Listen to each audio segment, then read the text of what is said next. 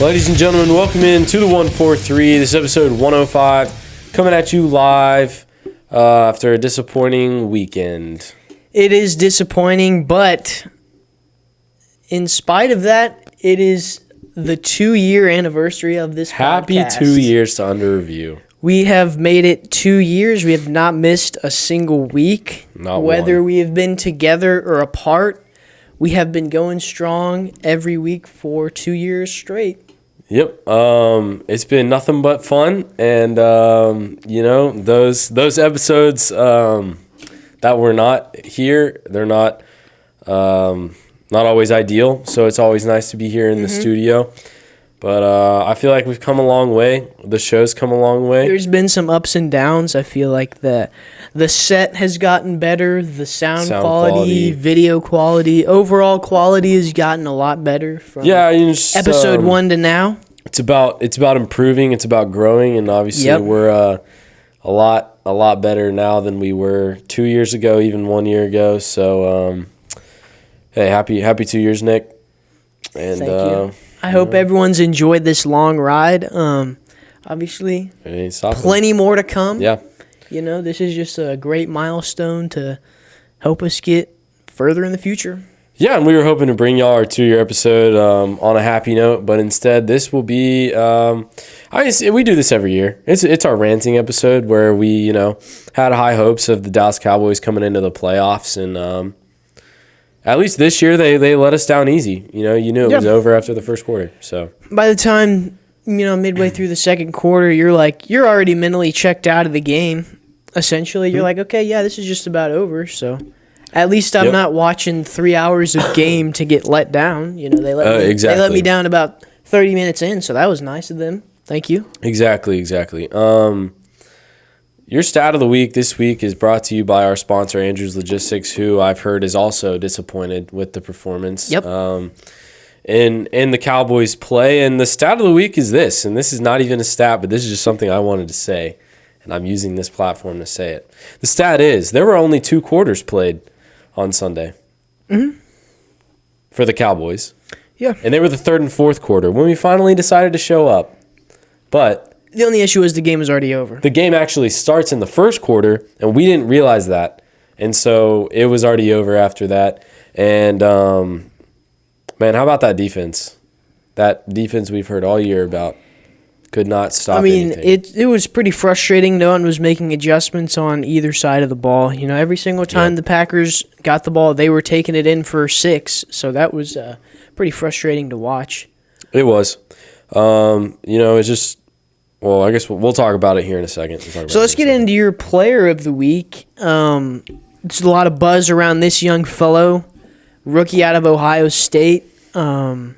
He's come in and really changed the culture of this Houston Texans organization. C.J. Stroud, he's been amazing. Going out, completing 16 of his 21 passes, going for 274 yards, and throwing for 3 touchdowns. Hey, 16 completions for almost 300 yards and 3 touchdowns. That's incredible. That's pretty crazy. They didn't really run the ball that much. No.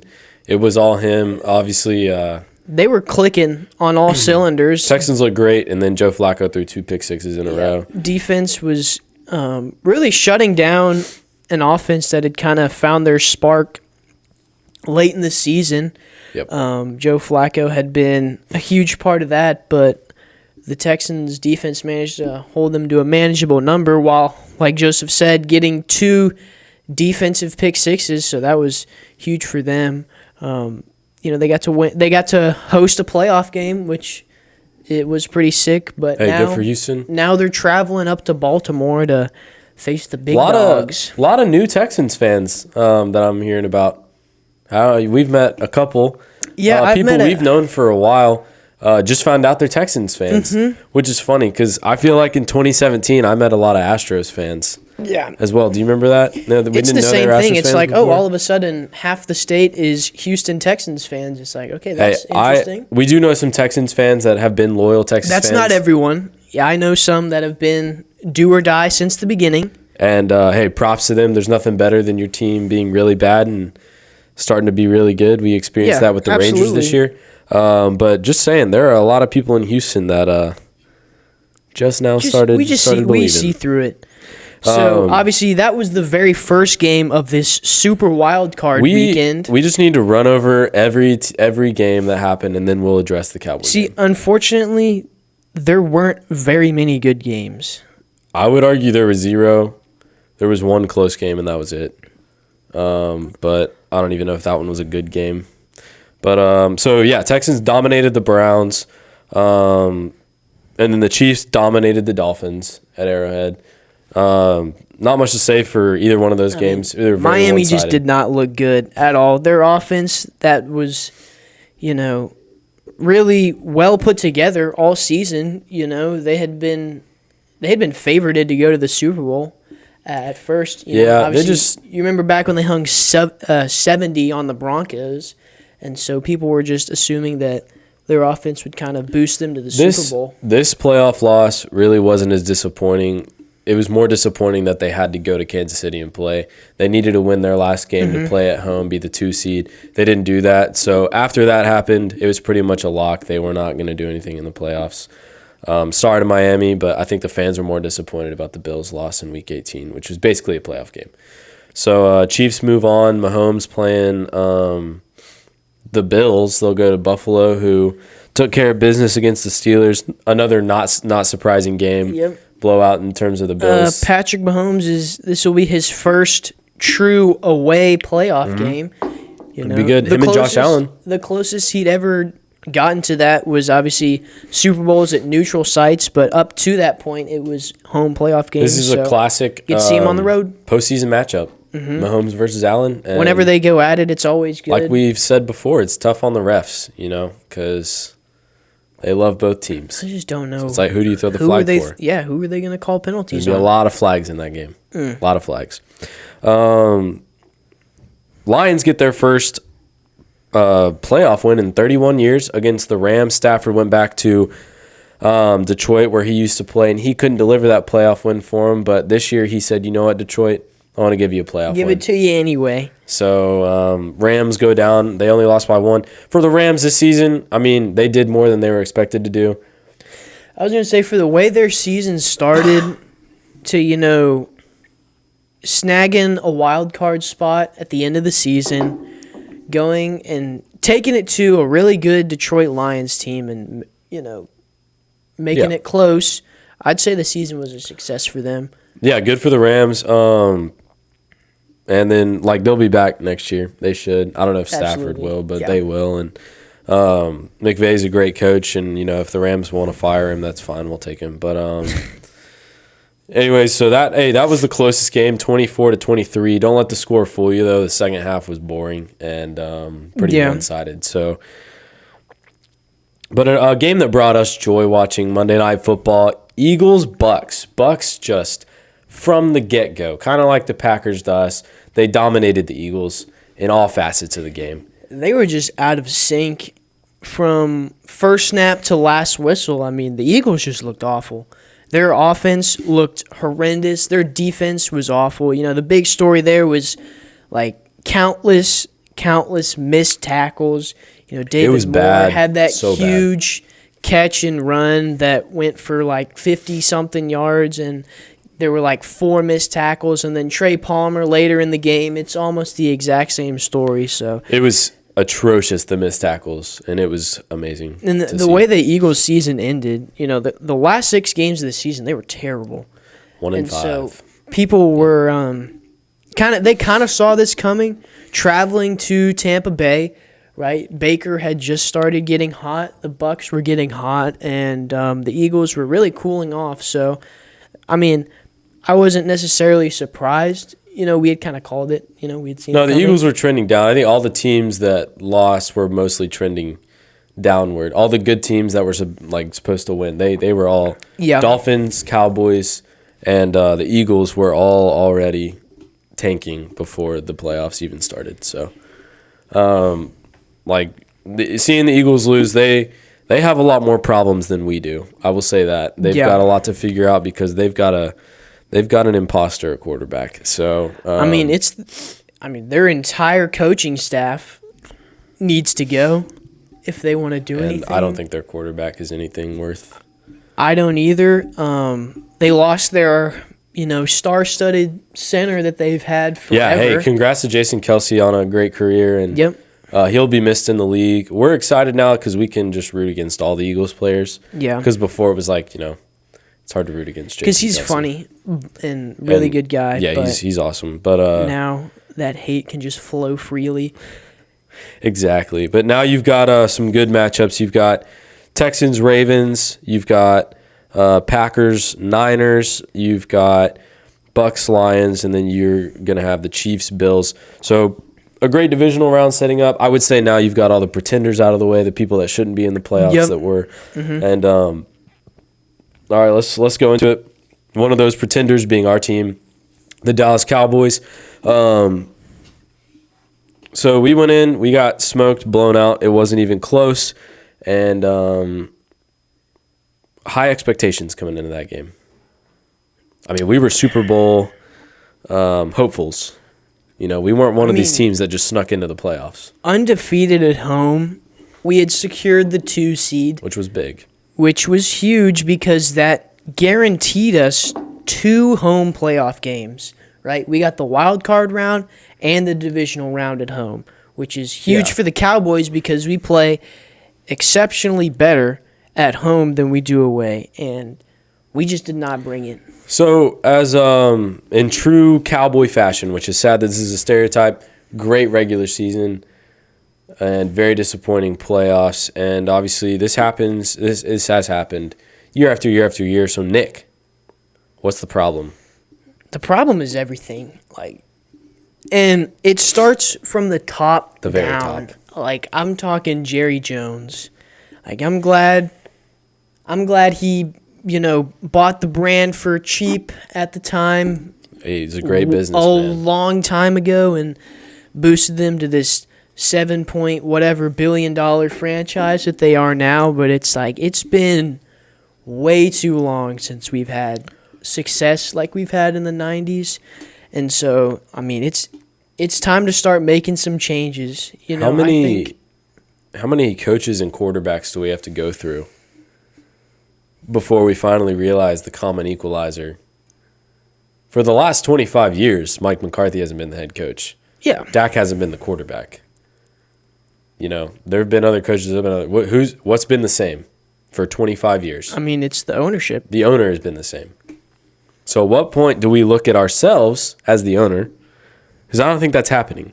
And we said that last year and we said it the year before. I just think, not that obviously don't sell, you're not going to sell a team, but maybe you got to take a step back because you're not the GM. We've said this, I feel like, a billion times. Every time we talk about Jerry Jones, I feel like this always gets brought up.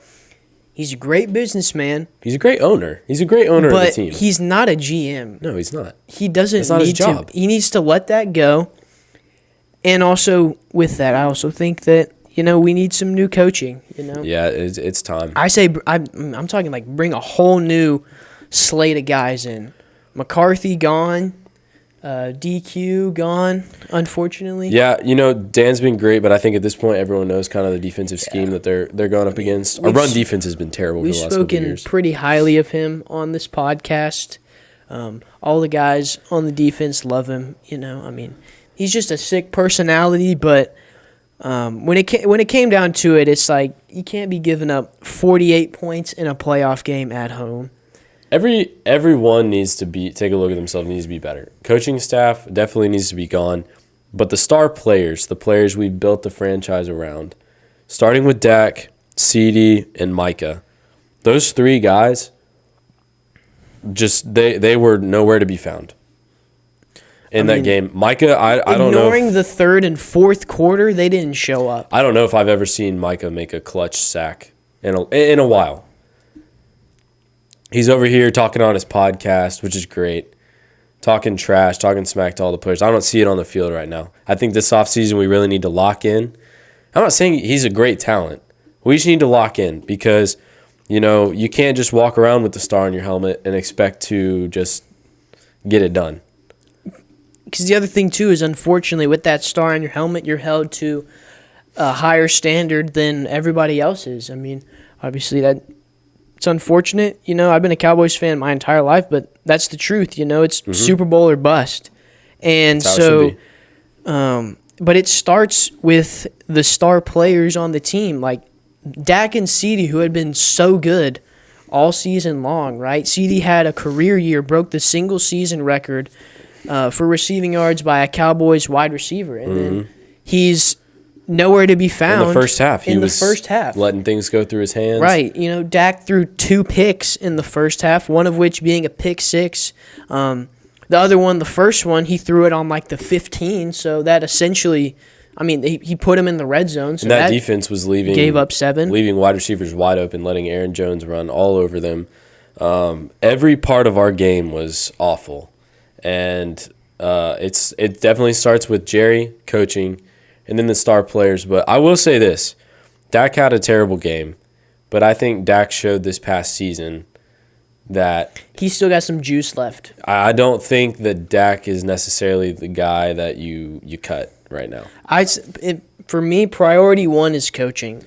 I agree, but I'm with Dak this season. Okay, we've been ragging on Dak for a couple seasons. Yeah, we saw this absolutely. season with different Dak, and I still think that dramatic change that he had this season, where in clutch situations he drove them down the field and scored. Okay, even those games that we lost when he had the ball, he drove them down the field. He scored when he needed to. I hadn't seen that Dak before. I saw it this time.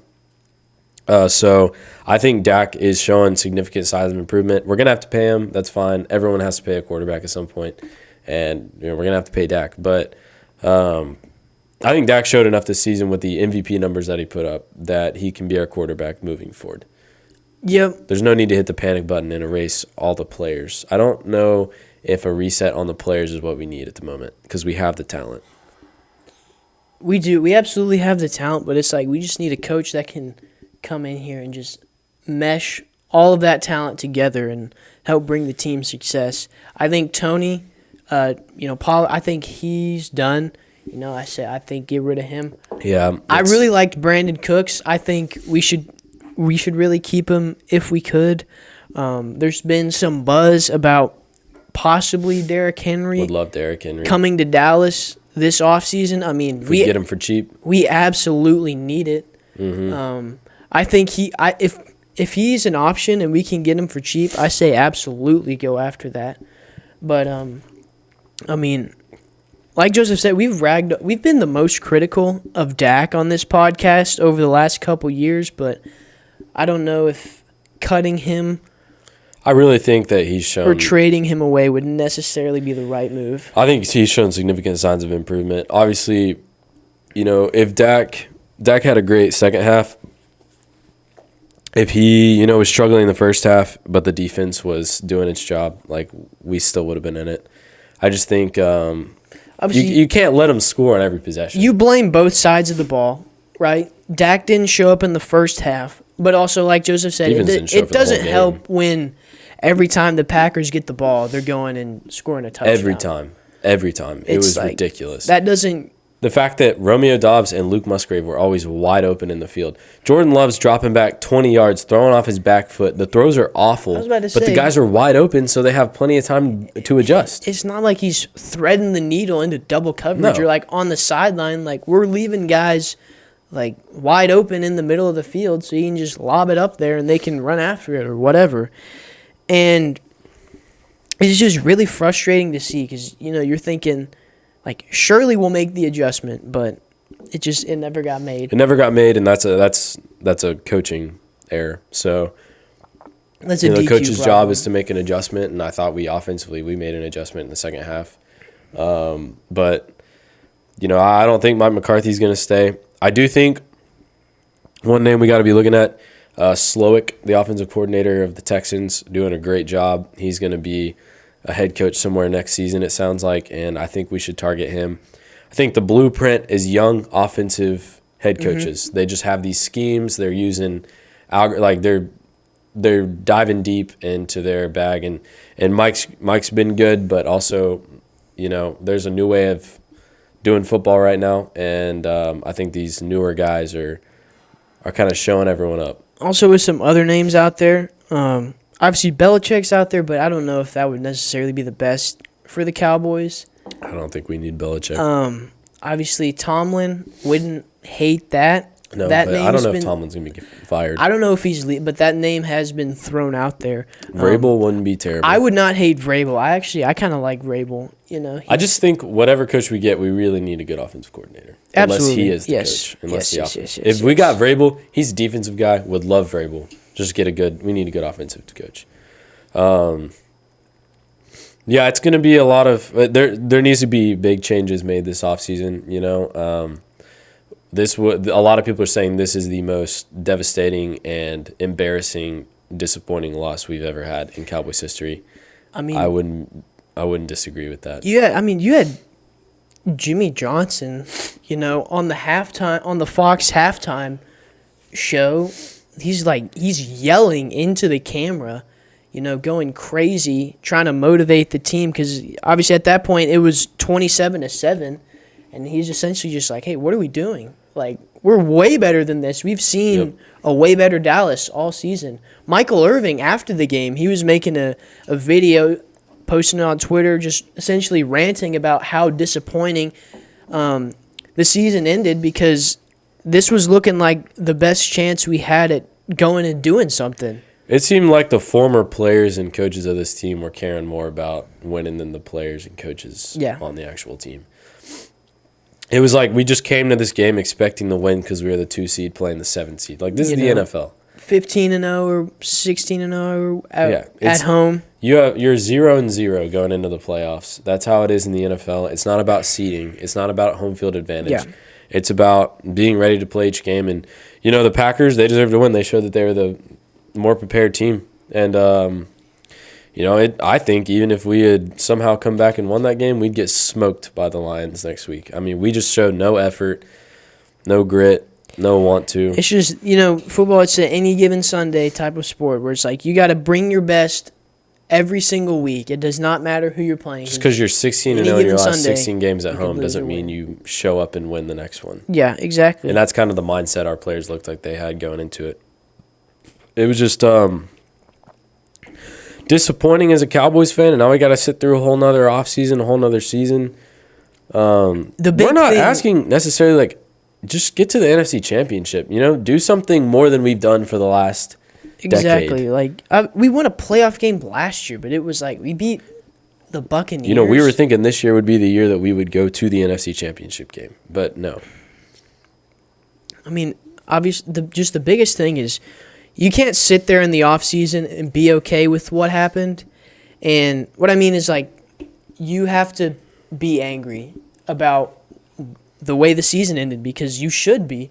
And you just got to know that there are there are changes that have to be made. Like, we've ran it with this squad for the last 3 years, and it's ended the exact same way.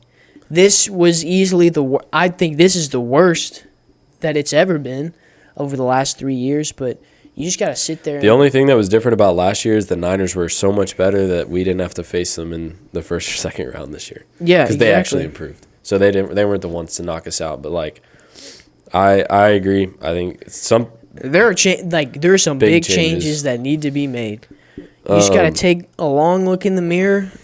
Figure it out. One bright spot.